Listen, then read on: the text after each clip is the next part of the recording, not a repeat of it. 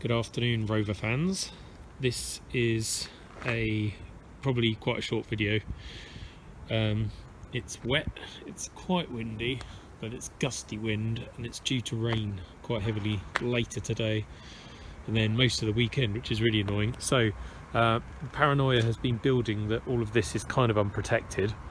So I thought I would come out and make the best of the weather we've got and put some rust primer, zinc rich rust primer on that bit for two reasons. One is to protect it in the short term, and the second is it needs doing anyway before that new wing goes on. I'm also going to paint the inside of that new wing as well. So I've got my drill and my wire brush, and I'm just going to finish up dressing some of these bits, maybe put some rust treatment on there, and then quite quickly and quite messily just tosh rust primer on the rest of it. I'll degrease some of it because there's still original cavity wax on there. So yeah, it's not going to be a particularly interesting video, but just another one of those irritating but necessary stages. I had a comment on the last video by somebody who's a lot wiser than me, asking how am I going to protect these wires from heat when I weld it. That's basically what I should have asked myself ages ago, but I didn't. I should have moved all this before, because I ended up chopping away through it with a grinder, whereas if I'd actually thought a few steps ahead and realised, yeah, I probably needed to move all this, I could have pulled it all through up the A-pillar there and got it out of the way, and then I would have saved myself some bother, because not only have I managed to chop through the wires, chop through the sunroof drain as well. So I'm going to go and get that grommet out and find something, probably some MIG wire, that I can mouse a line through as I pull that lot that way, and then when I come to put it all back together I can put it back through with the MIG wire. Well, I could find, but in the end I decided to use hose instead of MIG wire. Again, this is that hose I used for the vacuum when I was doing the BMW, so I don't know what it is, what it's for, but we seem to have loads of it, so I'm using that. So I've pulled through the drain tube already, and now I've just got to yank on this until I get the rest of it through. Wind is picking up, I think the rain is imminent. Annoying. Right, that's through. So I've got a little plastic pipe through there, plastic pipe going out the top, so I can repair the wires that I chopped through, resolder all of them, and then put it all back through when I've finished in this area. Now you might be thinking, I don't know what's wrong with me today, I'm just not thinking, but I probably should have used the MIG wire, because of course that can melt with heat, whereas the MIG wire can't unless it's very hot. So I'll just have to protect that with aluminium tape or silver foil or something, just to keep it from melting. I have here my panel wipe and some rag, and I'm just going to degrease this whole area ready for putting on my Bonder primer, that stuff. I also have some Hydrate 80 rust killer, which I'm going to put on these semi-rusty bits along here, just to get a bit of active nibbling in a chemical way before I put the zinc on. Alright, that's done. That's all going off, the actual Hydrate 80. When I was painting this, I saw from the underside that this panel's actually got quite a lot of rot in it, and that seam has blown. Now that's it's a pain. That side's really good, all the way into that corner and around. All of this is just rust from where grindings have collected, that's just flashed off. I knew about that bit and that bit, but they don't matter because they're behind the number plate. This bit down here is the damage from the old tow bar, and I was just going to plate that and leave it because it's not that bad. All of it's solid, it just needs a damn good rust treatment. That end I've chopped off, and I was going to always remake that, that didn't bother me. But because I've now got that seam knackered, the only real way of doing it is to chop the whole of that flange off, put a piece of metal up, and then weld it back together again. But that's a bit of a delicate effort. So I'm still sort of semi in my mind debating whether or not I change the whole rear lamp panel, which again means more work, more money, but would make for a nicer job. So I'll think on that a bit longer. I've done all my sort of Bonder primering. I've really made an effort to get in all of the seams down there, because that bit I won't be able to get to again. I will have to patch from this side. I always knew I was going to have to do that, and again this side, but I want to do that when the wing's on, because I'll be building up from there to the inside of the wing. So not really a lot much, well sorry, I can't talk, too tired, not much more to say. I was going to paint the inside of the wing now, but there's no point, because I'm going to have to drill so many plug weld holes through it in readiness for welding onto this, that I'll just take all the paint back off again, so it's not really worth it. So I'll do that when I'm closer to welding it on. It hasn't actually started properly raining, it's just been spitting a bit. So I thought I'd continue investigating the boot floor. A long time ago I got most of the sound deadening off, but I hadn't got to that corner yet.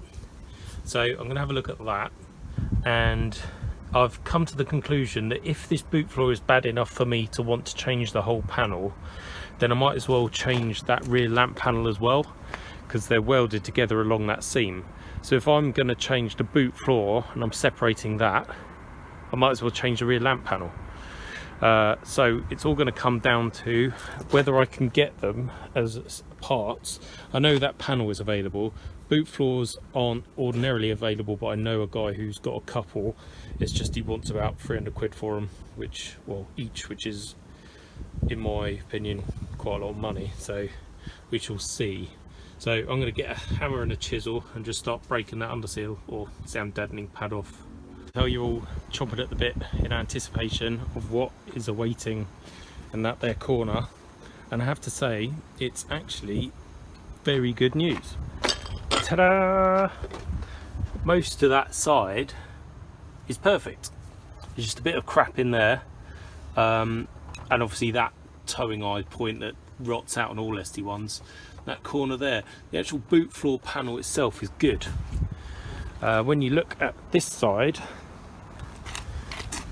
you can see the bottom of that outer skin has gone, but it's a flat panel and it joins in below the paint, so I can just remake that, and if I need to I can use the other side of the car as like a guide for a template. So that's good. That means I won't be changing the rear lamp panel or the whole boot floor.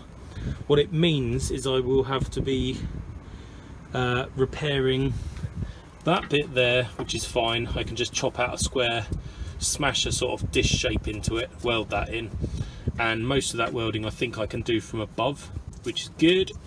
That side all the way along, the bit that's actually missing is just a 90-degree return, so that's fine.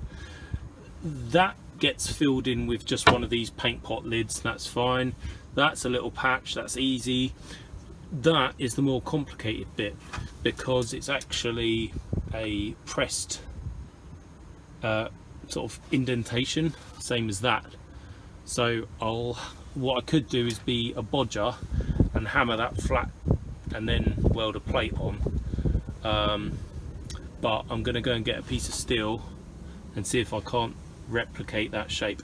The danger of doing this is that you spend all your time making a nicely shaped patch, you put it in there, it still looks crap and no one's ever going to see it anyway. So yeah, I'm going to go and have a play, and depending on how that comes out, I'll either go that route or I will just hammer these sort of recesses flat and then weld a plate in.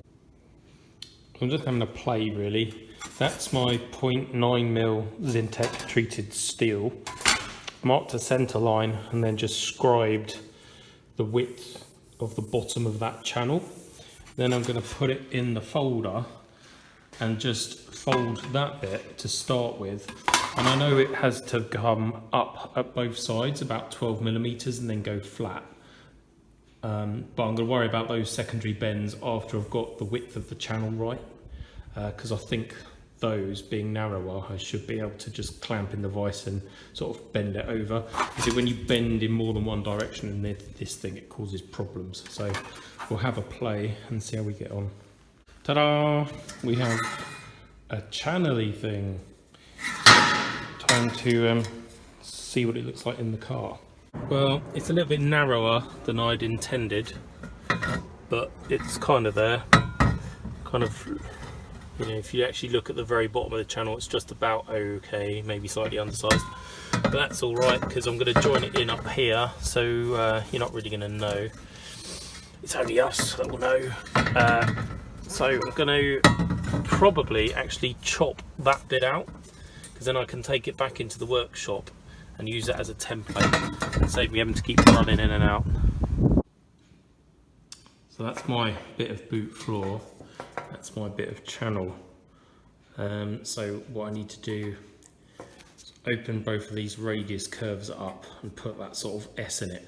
It's a lot gentler than I had kind of envisaged in my mind, so that might cause problems, but we will give it a go. I think I might actually have lucked out here big time by opening that back out again, and yes, there's a bit of a dish in it now. I can just about get the flange that I want to put the return in under the jaw. So we're not a million miles off now. So I'm just going to tweak that up. Should really do it two-handed, it makes for a straighter bend. But, that might be somewhere close. And the more that side bends up, the easier it will be to get this end in and do the sweeping curve the other way. So, let's have a look. Kind of.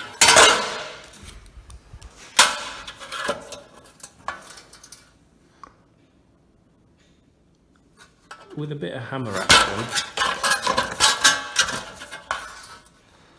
Yeah, with a bit of hammering, that is not far off at all. Especially as it's not going to be easy to compare this bit to the remaining bit in the car. So I'm going to bend that end, turn it upside down, hammer that bit flat, and then take it back out to the car. Ta-da! So that's it. You know, it ain't perfect, but it's pretty damn good. It's better than just having toshed a big flat piece of steel on it.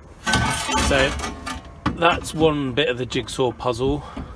What I'll do is I'll end up trimming that to length, then beating that bit flat and folding it up around that curve. So from there all the way through and up to there will be one piece made out of that, which is why I left it really wide. And then, as I said earlier, a patch there, one over there. I think there's a hole there that needs welding up, and then that edge, and oh yeah, that corner. So, you know, not out of the woods yet, but getting there. It's still not rained, but it's windy, and I really can't be bothered. It's Friday night, and I've got to go down B&Q and buy some lining paper and a wallpapering table, ready for a fun Saturday. So I will sign off there. Goodbye.